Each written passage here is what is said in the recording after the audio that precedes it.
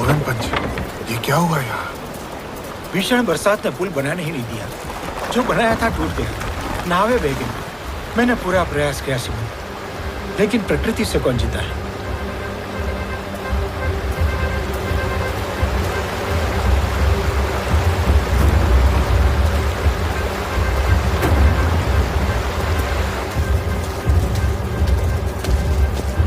जब तक पानी का स्तर नीचे नहीं आ जाता, हम पुल दोबारा बनाना शुरू नहीं कर सकते।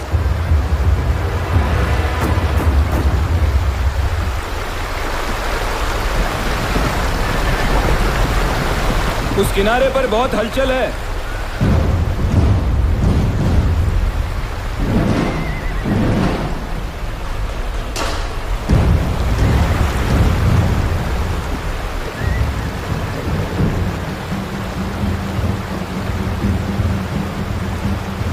ये अब्दाली की फौज है। नजीबुद्दौला की फौज भी साथ में है।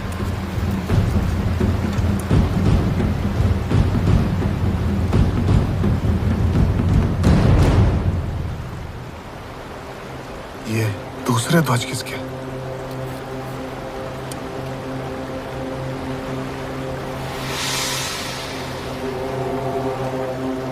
क्षमा करिए, बुरा समाचार है।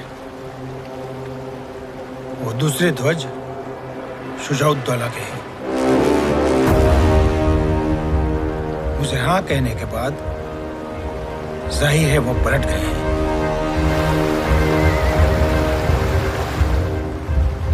शुजाउद्दौला ने हमारे साथ विश्वासघात किया है।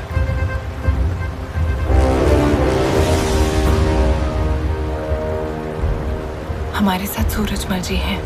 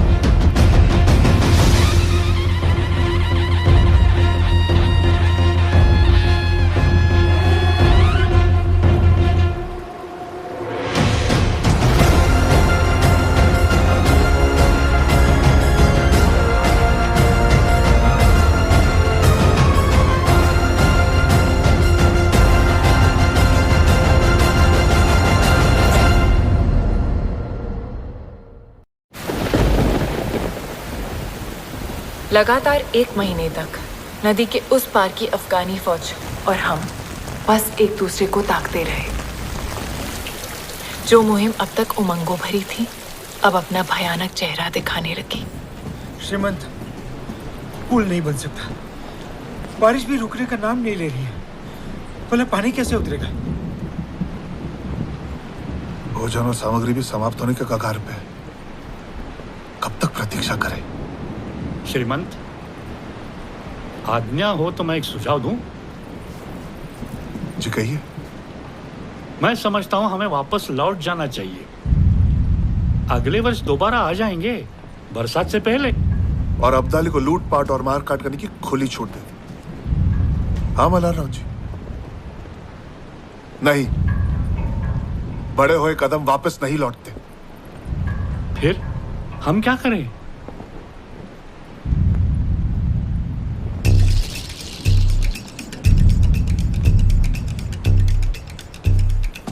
अगर हम नदी पार नहीं कर सकते तो इसका मतलब वो भी नहीं कर सकता। हाँ तो हम पीछे लौटने के बजाय आगे बढ़ेंगे। मैं नहीं समझो। राजा जी, हमारी योजना क्या थी? हम रोहिलाबाद में नजीब और अब्दाली को परास्त करके दिल्ली जाएंगे। लेकिन अब क्योंकि हम यमुना पार नहीं कर सकते, हमारे पास आगे बढ़ने का एक ही रास्ता है। हम यमुना के साथ साथ इस किनारे से लगकर दिल्ली की तरफ जाएंगे और दिल्ली हासिल करेंगे। और एक बार दिल्ली पे अधिकार जमा लिया तो हम वहीं से यमुना पार करेंगे और अब्दाली पर हमला बोल देंगे। ये बहुत अच्छी योजना है श्रीमंत। अच्छी है, सच्चाई अच्छी है। लेकिन काका, भोजन सामग्री के बिना हम दिल्ली तक पहुंचेंगे कैसे? सूरजमल जी, मल्हारराव जी, इस तरफ कोई ऐसा है जिसे संपर्क कर सकते हैं? जी, अब मदद के लिए कोई नहीं बचा।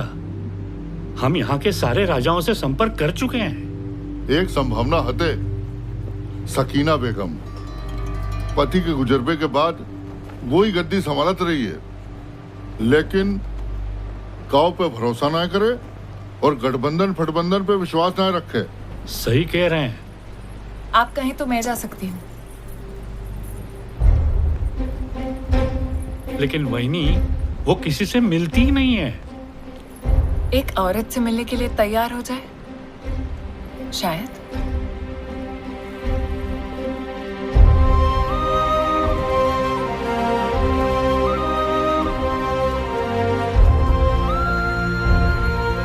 आपको जाना चाहिए।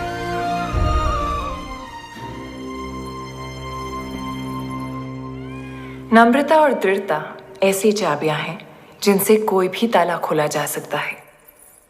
कई संदेश भेजने के बाद सकीना बेगम मुझसे मिलने के लिए तैयार हो गई। चश्मे नूर, राहते दर्दे रियाया, जीनते मुल्क, बेगम सकीना तशरीफ ला रही है। श्रीमंत सदाशिवराव भाऊ पेशवा की धर्मपत्नी पेशवीन पार्वती बाई।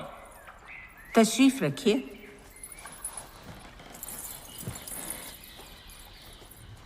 मुझसे मिलने के लिए धन्यवाद। आप हमसे क्या चाहती हैं? ज्यादा कुछ नहीं, बस मेरी सेना के लिए कुछ दिनों का रसद साधन सामग्री, ताकि हम दिल्ली जा सके। बहुत उम्मीद लेकर आई हूं कि आप मदद करेंगी। एक बार हमने आपकी फौज को यहाँ आने दिया तो उन्हें हमारा तख्त पलटने में देर नहीं लगेगी। बेगम आपा, जरा सोचिए, अगर पेशवा की नजर आपकी सल्तनत पर होती तो वो अपनी फौज भेजते, अपनी पेशवीन को नहीं। मैं तो आपके पास दोस्ती का हाथ बढ़ाने आई हूं। पार्वती बाई, दोस्तों से ज्यादा डर लगता है। आप दिल्ली क्यों जा रही हैं? अहमद शाह अब्दाली को रोकने। तब तो और भी मुश्किल है। अगर हमने आपकी मदद की तो अब्दाली हमारी रियाया को तबाह कर देगा। ऐसी ही एक जंग में हम अपना शौहर खो चुके हैं। जंग तो मर्दों के अहम का, अना का खेल है। खुद फना हो जाते हैं और विवाहों और लावारिस बच्चों को रोता बिलखता छोड़ जाते हैं। मैं समझ सकती हूँ आपा,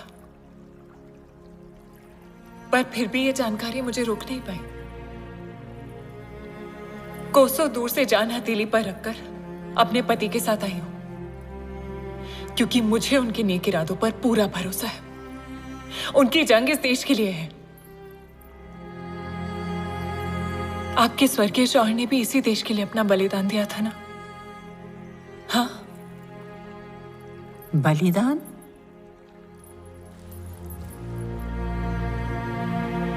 हाँ, बलिदान दिया उन्होंने। और अब आप अपनी रियासत उन्हीं की तरह बखूबी चला रहे हैं। हाँ आपा, मैं जानती हूं कि ठीक मेरी ही तरह आप भी किसी शाही खानदान से नहीं हैं, और ना ही आप किसी नवाब की बेटी हैं। हम दोनों आम आदमी का दर्द समझते हैं, है ना? जंग में सबसे ज्यादा नुकसान तो उन्हीं का होता है। उन्हें बचाने के लिए हमें एकजुट होना ही पड़ेगा।